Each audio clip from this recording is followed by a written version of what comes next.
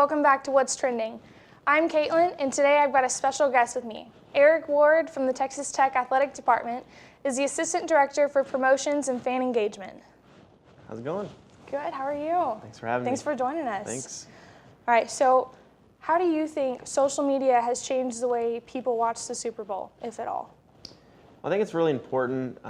Social media is such a big trend, really internationally, and I think that an event like the Super Bowl is pretty much made for social media.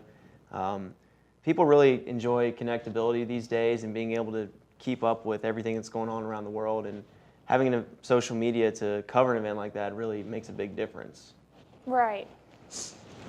So what do you think the best thing, in your opinion, about combining the social media and Super Bowl together?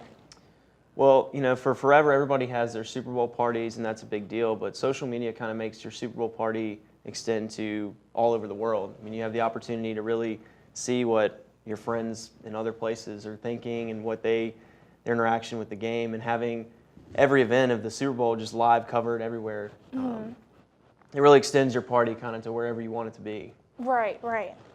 So how do you think social media has changed advertising during the Super Bowl and sports in general? Well, every business really wants to keep up with what's most modern. If you're in marketing, I mean, that's really important. I think the Esurance Save 30 social media ad made a huge difference. Super Bowl ads this year, I think, were $4 million for a 30-second spot. Esurance's ad was $1.5 million, I think. But I was reading this article that they had 3.3 million hits on Esurance Save 30, but the Super Bowl itself only got 2 million. So they kind of won the day just by doing that and got their name out there a lot. I think that every business, instead of just going commercially, is really trying to figure out how do we get into people's phones and computers and make it the best impact possible. Right, right. I feel like you can interact with more people through social media than just the regular game. Absolutely. So it's more part of the business strategy, and social media is actually a part of the NFL's business strategy as well. How do you think sports differ from other types of businesses? Well, sports is a product. It's something that you try to sell, but it's very different. It's not like buying a vacuum cleaner. I mean, it's more of an experience. I think it's very important for branding efforts. Teams really can send their message directly out. It's a lot easier nowadays to be able to do that and craft exactly what you want people to hear and see. Your phone is really the only thing you have on you 24/7. I mean, most people sleep beside their phone, so it's really important to be able to deliver the content as best as possible. And so the NFL, I think, does a really good job of that.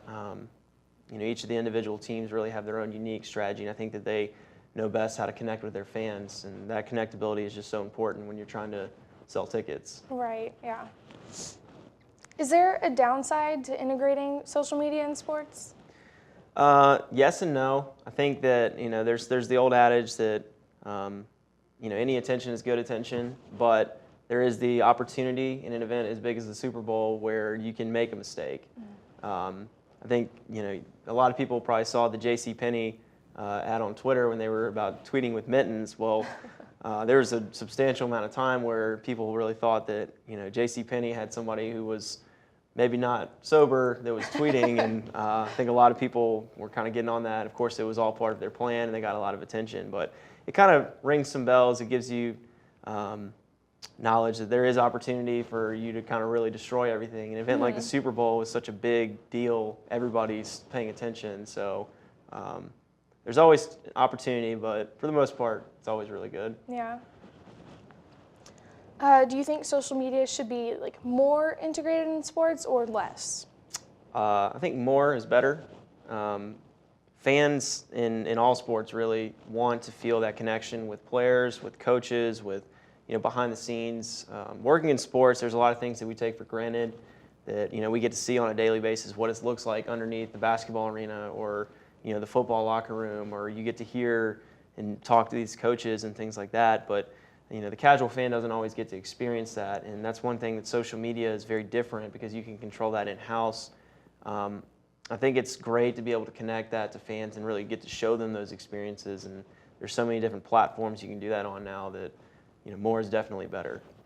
That's always my favorite part, is like seeing behind the scenes. I feel like I know the players and like I know the coaches, but in reality I've never seen them in person. So how can social media be better, Well, like when it comes to sports? I really think it goes back to connectability. That's a huge buzzword for us. We do want everybody to be connected to the teams. I mean, here at Texas Tech, we like to use our athletics programs as a front porch for the rest of the university as best as possible. We want to deliver the best athletes and show people that Texas Tech is somewhere where, it's a really special place and people should come here, and people are very passionate about that. We were at our basketball game the other night. I mean, it was incredible.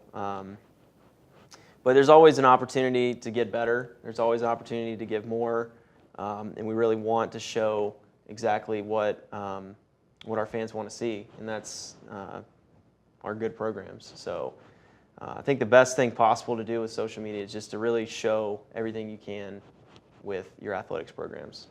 And so far, I think Tech is doing a great job about getting all the information out there and getting fans involved. Appreciate that.